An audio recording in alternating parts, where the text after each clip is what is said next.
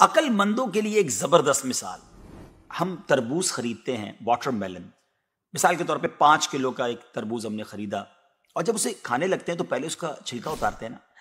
5 کلو میں سے کم از کم 1 کلو کا تو چھلکا نکل جاتا ہوگا، یعنی آلموسٹ 20%، 20% تو کم ہو جاتا ہے.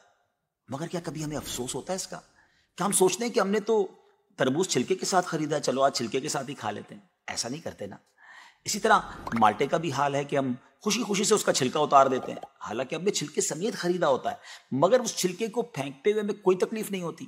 یہی حال مختلف پھل اور سبزیوں کا ہے. اچھا، ہم چکن بھی تو خریدتے ہیں، زندہ ثابت، اسی کو تولتے ہیں، تلواتے ہیں، پیسے دیتے ہیں، مگر جب کھانے کی باری آتی ہے، پکانے کی باری آتی ہے، تو اس کے بال، اس کی خال، اس کی آلائشیں نکل جاتی ہیں، تو ویٹ تو کم ہو جاتا ہے، مگر کبھی اس پر دکھ ہوتا ہے؟ نہیں نا. تو پھر 40,000 میں سے 1,000 دینے پر، 1,00,000 میں سے صرف 2,500 دینے پر ہمیں کیوں بہت تکلیف ہوتی ہے؟ حالانکہ یہ صرف 2.5% تو بنتا ہے، یعنی 100 روپے میں سے صرف 2.5 روپے. یہ تربوز، کیلے، آم اور مالٹے کے چھلکے اور گٹلی سے تو بہت کم ہے نا. اسی تو زکوٰۃ فرمایا گیا. ہاں، ایک اور بات، سال میں ایک ہی بار دینا ہوتا ہے. مالٹے کا، تربوز کا تو ہر بار چھلکا اتارنا ہوتا ہے نا. یہ 100 روپے میں سے 2.5 روپے یا 1,00,000 میں سے 2,500 روپے سال میں ایک ہی بار دینا ہوتا ہے، اور اسی کو زکوٰۃ کہا گیا.